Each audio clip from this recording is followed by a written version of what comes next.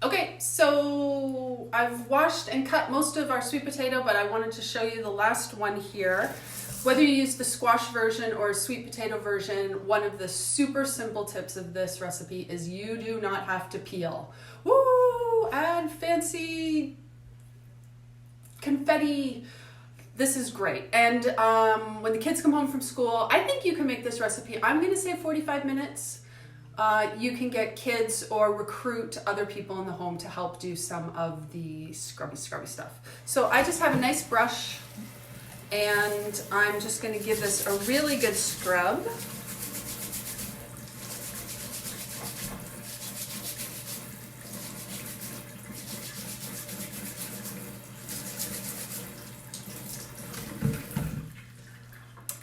And then I'm going to just cut off any gnarly little bits. And if you've got any little strings or little things that you don't want, you can cut those out. Just pop that one off.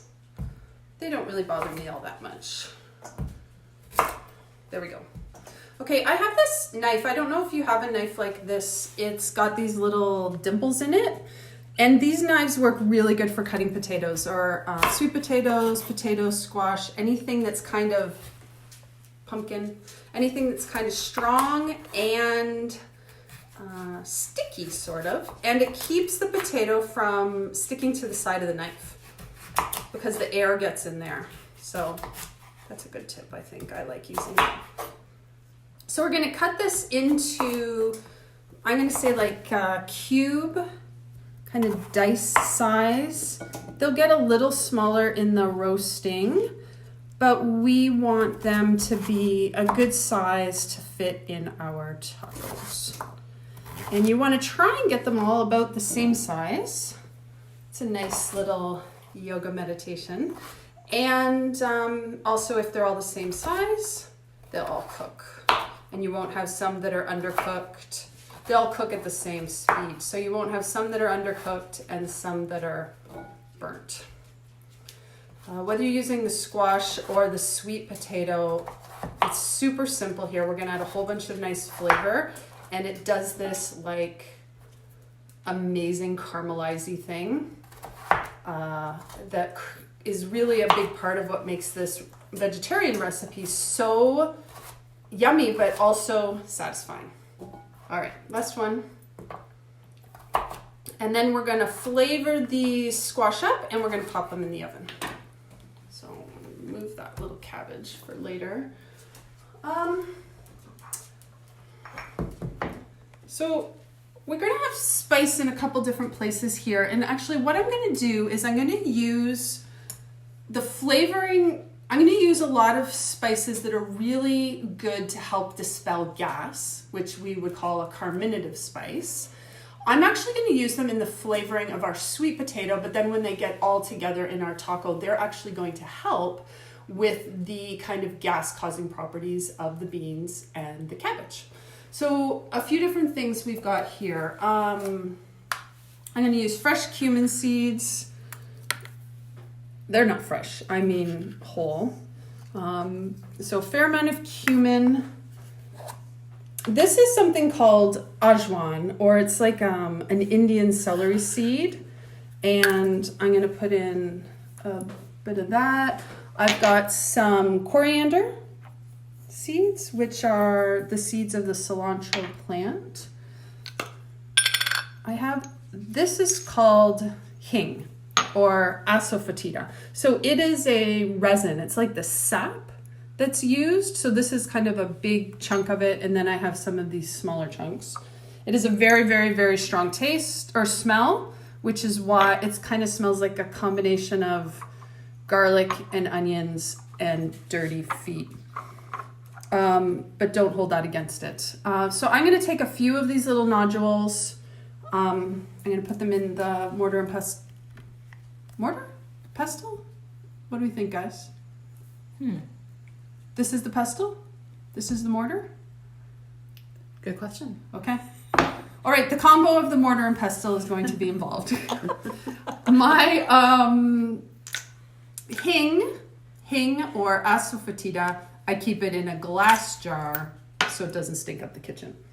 Okay, a few other things. Look at this. I'm so excited about this. I love to get to know the people at our local farmers markets, and there is this wonderful lady who grows, she loves them. This is a sweet paprika pepper, and then she smokes them. And I really, really wish you could smell this because it smells so like fall and flavorful and what I would imagine Portugal or Spain to smell like. So I'm going to put some of this in as well, a good amount. I'm pretty sure this is sweet.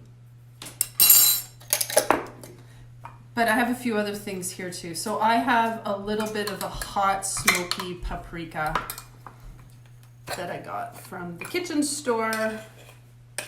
I'm going to just put a titch of this in. That's maybe more than a titch, but we're going to go with that.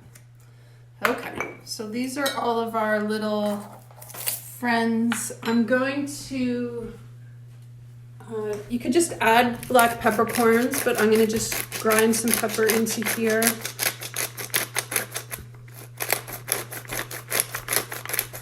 Fair amount. And then I'm just going to give this a go here.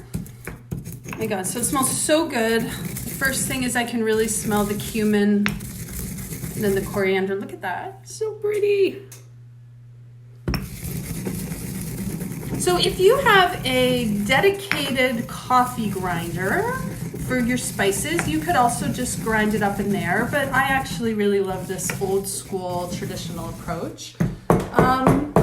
If you're grumpy, if you've got grumpy people in the house, you got kids coming home from school with some energy to burn or getting a little lippy, this is a good exercise for them. Or someone who's feeling like they got something they gotta work out, break down. This is a good job for them. So we're gonna end up here with a good maybe 2 tablespoons. One thing you're gonna see here is I'm not following any recipe. Please don't ask me what the recipe is. I'm gonna share with you the official recipe, and then I'm also hoping to show you here that you can make something pretty successful with just playing and a leap of faith. Okay, so we're pretty much ground there. Specifically the little coriander balls, you want to get those broken down pretty good. Okay, so what I'm going to do is take our sweet potatoes. So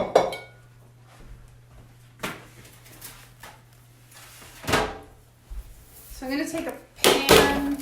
Nice big pan, fits in the whole stove. I think it's a great investment. And the parchment fits perfectly. Save us a little bit of work later. I'm going to take some ghee.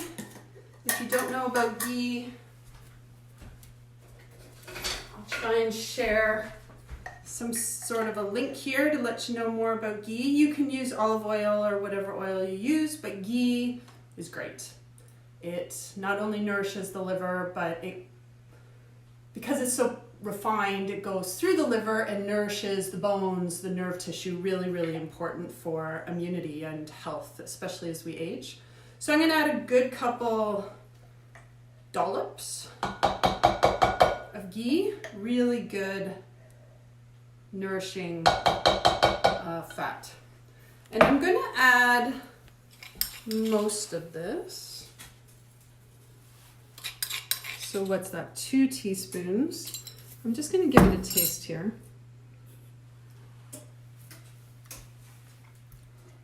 And make sure that that wasn't spicy paprika. No. So I can taste the heat from the little bit. Yeah, it's good. I can taste the heat from the little bit of the hot paprika that we added. And then I can taste really just the richness of all of those other flavors. I didn't talk about the ajwain. But I will, so hold. Okay, so we're gonna stir this up.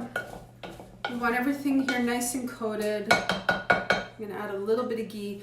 you never put a dirty spoon back in the ghee. It doesn't need to stay in the fridge, but it will go moldy. But because I'm going to finish this ghee up, it's okay. It'll go moldy if you put a dirty spoon in and you get the little ghee, or you get little crummy particles in there. So the only other thing I'm going to add here is a dollop of salt. That'll also help it to kind of cook and break down. I'm going to toss it. One of Kate's tips from this recipe is she doesn't put it all in the bowl. She puts it all right on the pan and tosses it, which means you have one less thing to clean. I really like the idea of it, but there's something about stirring in the bowl rather than tossing on the pan that I just can't get over it. So we're going to clean this bowl. And I feel comfortable that everything is well coated. So I'm just going to spread these out.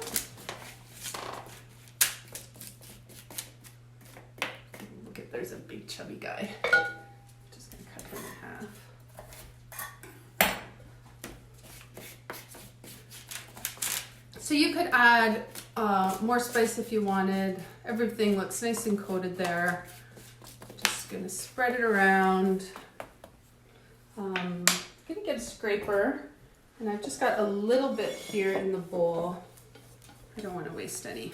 And this is why I think she has this great tip of just doing it right onto the pan.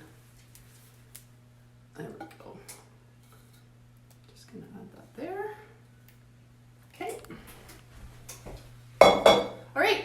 This is really the kind of heart of our tacos. We're going to pop this into the oven. It's been preheating at 425 and we're going to pop it in for about 25 to 35 minutes. So while it's cooking, we're going to put everything else together. We'll check it maybe in about about halfway through, we're going to give it a bit of a toss and flip them. So I'll set the timer for maybe 15 minutes. And then we're going to get started on our next bit.